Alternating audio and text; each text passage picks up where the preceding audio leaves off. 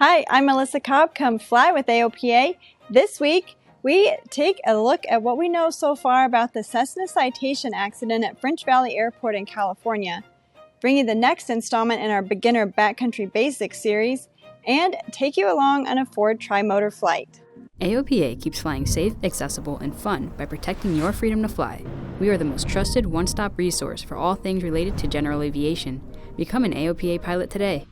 AOPA Air Safety Institute Senior Vice President Richard McSpadden takes an early analysis of the Cessna Citation accident, the fatal accident recently at French Valley Airport in California that killed all 6 occupants on board. And he also shares with us several lessons that we can learn from that accident. So fatigue is an insidious issue for pilots. It's tough to detect, and it's tough to detect the impact of your performance under fatigue. But studies have shown that fatigue can degrade your performance more than alcohol at some level. So fatigue could very well have been an issue in this flight and in their performance, something we can hope the NTSB will find out. Now, another question is why they attempted the second approach. So they flew the first approach and reported going missed approach. They fly the published missed approach procedure, and then they come back around for a second attempt. It's unclear why they thought it would be better on the second attempt. Maybe they thought they saw the ground break out beneath them. Maybe they weren't happy with the first approach they flew. Something that we hope the NTSB can determine. And there were other airfields and airports with approaches nearby that would have made for suitable alternates where they could have gone elsewhere. But there appears to be some kind of pressure to make it into French Valley, and that may be one of the other lessons learned in this mishap. They took off without much gap in between when they landed and when they departed, very late at night, very early in the morning, and then they attempt to go into an airfield where the weather is at or below minimums, not just once but twice, indicating there was some kind of pressure they were feeling to get into French Valley. Maybe the NTSB can shed some light on that. So for this accident, weather seems like it will be the most dominant factor. The NTSB can confirm that. But there are other issues that were likely at play here. And that is the fatigue that we talked about and the difference in when they landed and when they took off and the rest in between and the day prior. And the second is pilot proficiency level. To fly that kind of an approach in that kind of weather is demanding. Did the pilots have the experience and the proficiency, and were they ready for that approach? And then decision making. Why did they decide to shoot the second approach after having gone missed and confirmed that the weather was bad and below minimums on the first approach? Hopefully the NTSB can recover the cockpit voice recorder and it's intact so we can understand the communications and the pilot thinking in that second approach. But you can watch the full early analysis on the Air Safety Institute's YouTube channel. Just click on the card in the upper right of your screen. This week, we bring you part 3 in our Beginner Backcountry Basics series, and this time we cover what it's like to find a backcountry strip. You can't always just use your GPS, and tips for landing and taking off on a short ridgetop with a dogleg. So when you're flying at different backcountry strips, especially when you're going in for the first time, they can actually be kind of hard to spot. And I know the strip that we're going to be going in and out of today, the very first time that I was going to be flying in there, I had the coordinates marked on my map on ForeFlight. And I could see I was flying right by it on ForeFlight, and I could not see it from the air. All the different ridgetops with small openings looked the same to me. And so what I had to do was I had to find familiar landmarks. So I found the town of Reading, and then I looked and I saw the road going. I knew the cutoff roads going to that backcountry strip, and then that's actually how I found it. So you can't rely exclusively on finding it through your GPS. Make sure that you have prominent landmarks or towns or roads, things that you can use to help set up and make sure that you're approaching into the right runway. This strip's at an elevation of 1,000 feet. It's 1,600 feet in length. That's 300 in the dog leg and 1,300 more to the end where the trees are. So what I'm going to do is I'm going to get a rolling start on this first 300 feet of the dog leg and make the turn and then go full power. That way I've got some forward momentum already. It's going to get me off the ground quicker than if I just went up to the aligned part of the runway and held my brakes and went full power. Alright, so I'm going to get a rolling start. Stick is full back. Keep adding just a little bit of power here. And make this turn, keep adding power as I'm making the turn. Here we go. Alright, lined up, full power.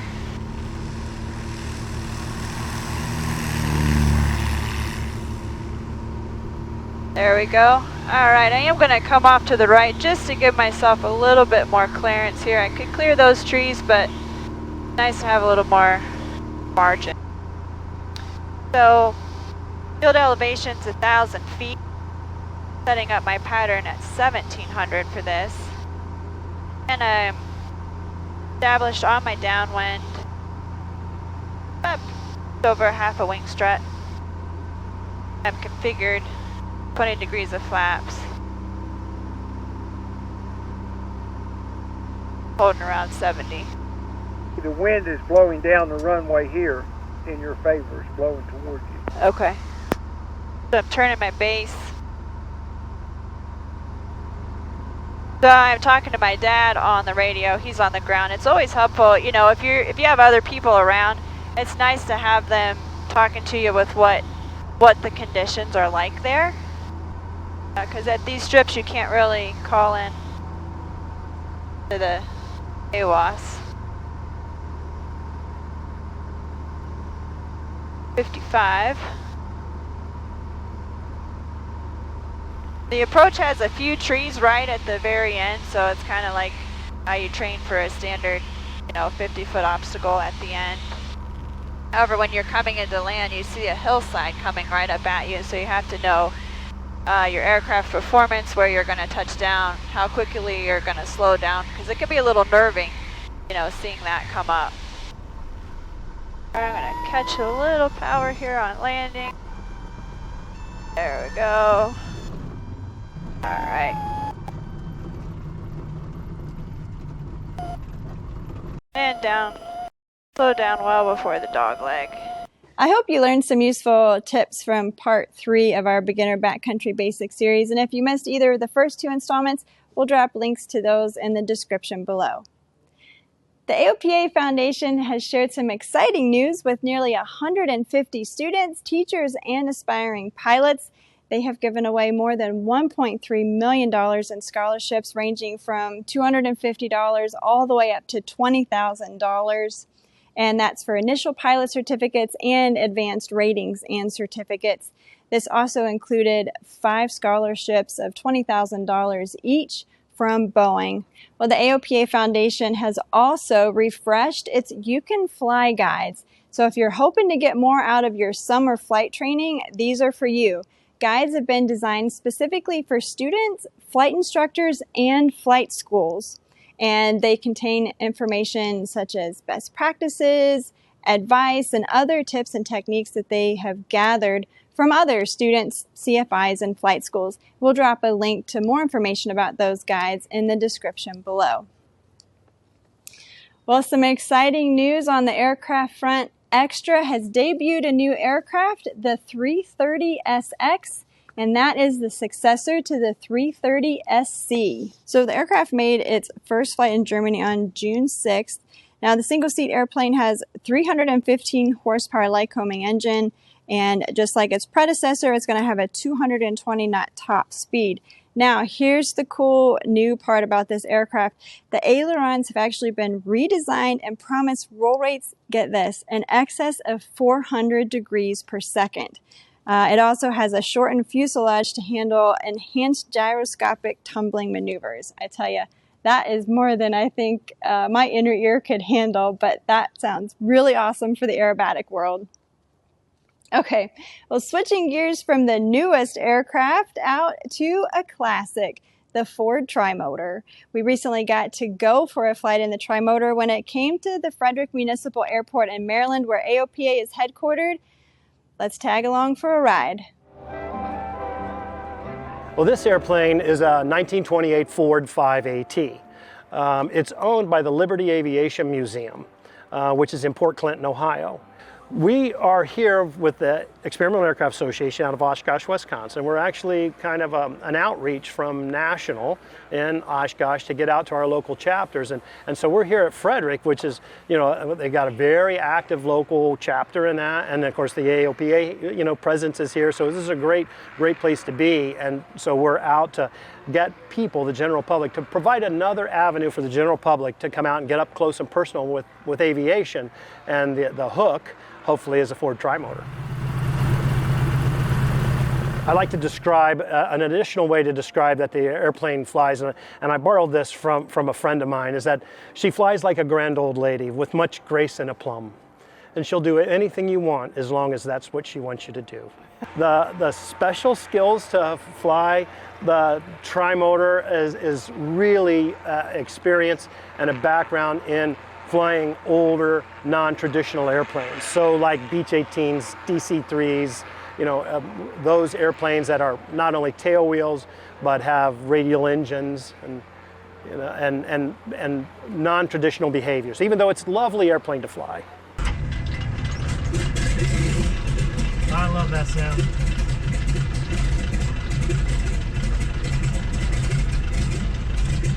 Number 2.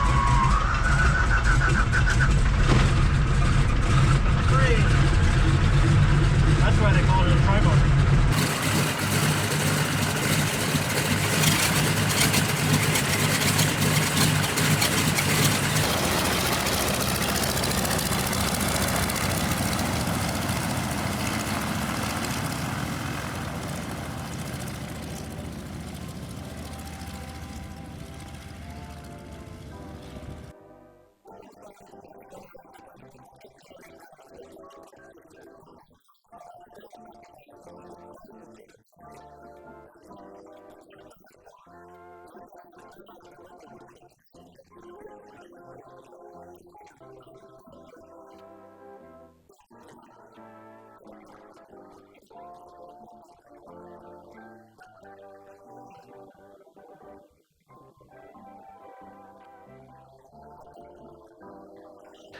They had to start with that clean slate and figure out how to make it work. The differences are the lack of, say, control harmony. In an airplane that you fly now, and especially like the 747, it's like waltzing. You know, the ailerons and the elevator and the rudders all work together, and you just flow and you dance and you waltz along. The Trimotor, not so much.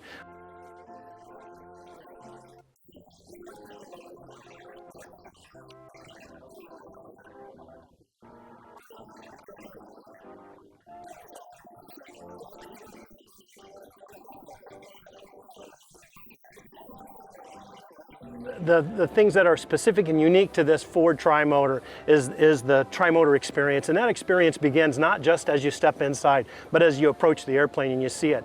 It obviously looks so different.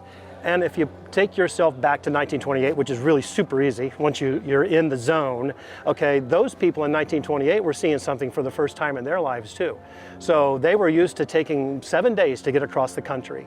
Edsel wanted to do it in 48 hours, and he did. That's the whole premise behind the TAT, and you can look online. There's several YouTube videos on there about coast to coast in 48 hours, and it features this airplane that's in there. But what happens is you do go back to 1928, and those people in 1928 were walking into the future. You know, so we're meeting in the middle there.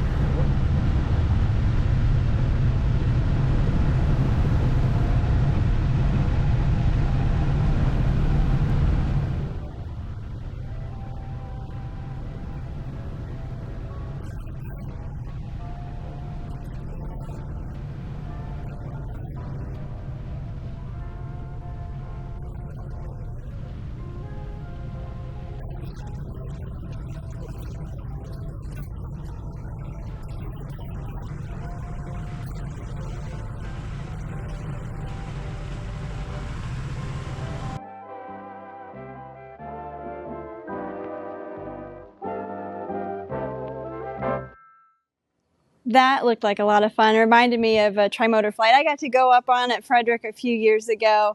But AOPA social media marketer Eric Webb had an extraordinary opportunity that not many people get, and that was to actually fly the trimotor.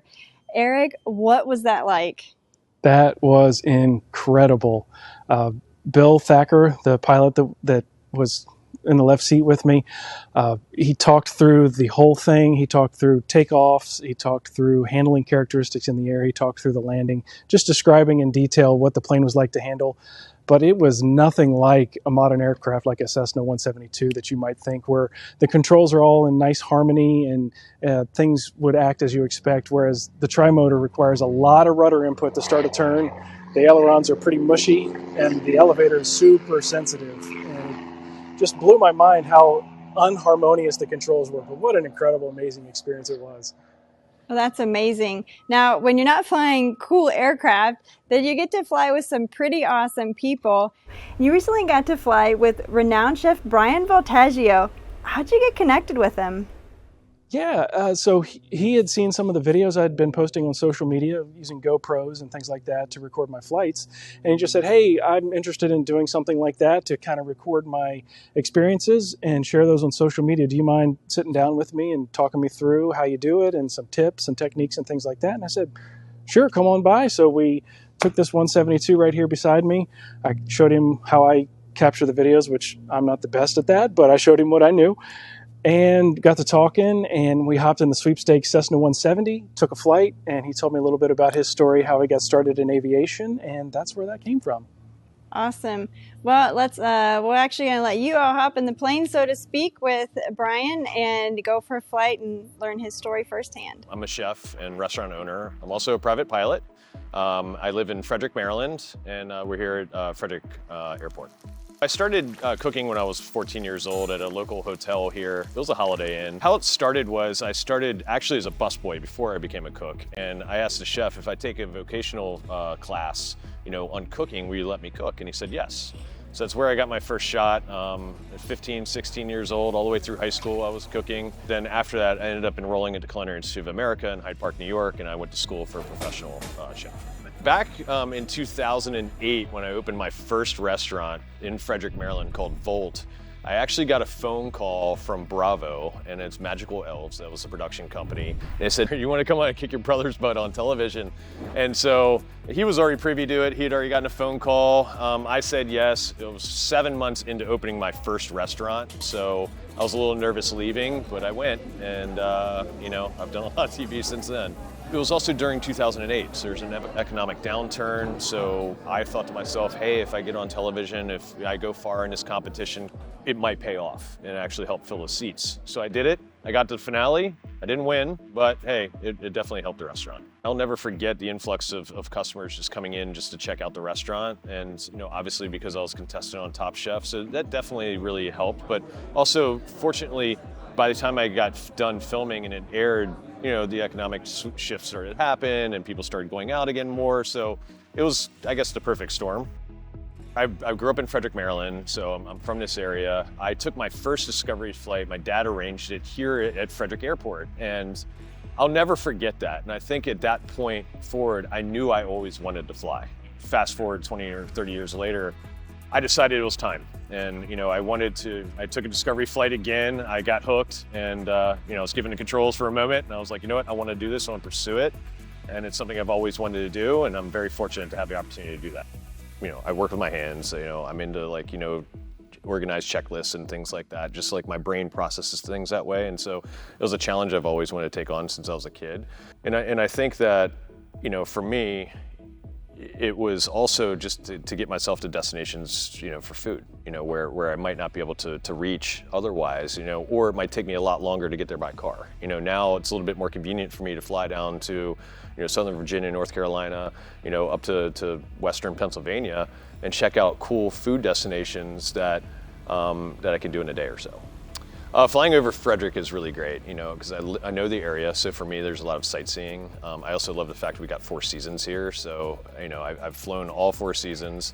And so seeing Frederick change over time and over the seasons from a different perspective has just been a lot of fun. And also the great thing about flying over Frederick is that, for me, it's very convenient to go to different airports. I mean, because there's, the network of airports that are in proximity to Frederick are just, there's so many, just the freedom of being able to do something like that, freedom of flight, and be able to be so close to all of these great places that you can go in a plane, and to be able to do that has just been really rewarding. For me, it's just either going out and exploring restaurants that I might be able to, it might take me a little bit longer to drive to. Like, I've never been to Blackberry Farm down in Tennessee, so to be able to fly down there and, experience that restaurant and be able to fly over that, beautiful part of the country and, experience it, I think is going to be, worth it. Yeah, so to get more people involved in aviation, I mean, I think that if anyone has just any desire at all to even try it out, just realize that it might be intimidating at first, but go take that discovery flight, go out there for the first time, and get with a school, and I'm telling you that the first time that you're able to take control of a plane just for a moment, even if it's only a moment in discovery flight, you will be hooked. If there's anyone or desire to learn, just go out there, it's available to you. And it's great to see that more people are doing this. Actually, I've just introduced 4 friends in aviation now who are flying here right now in Frederick. So I keep just spreading the word. The more of us that are out there, I think the more opportunities and freedom of flight are going to be available to more people. Brian, thanks for sharing your story with us, and best to you in the kitchen and the flight deck. Well, I hope you enjoyed this week's episode of Fly with AOPA. Be sure to like and subscribe to stay up to date on all the latest videos. This week, we leave you with some flying footage from our very own Dave Hirschman flying into Grenada on a cloudy day. Be sure to send us your favorite flying videos. We'll drop a link in the description below. You just might see them on an upcoming show. And as always, if you're not already an AOPA pilot, we'd love for you to join us. Just click the link at the end of the video to learn more about our trial membership. We'll see you next week.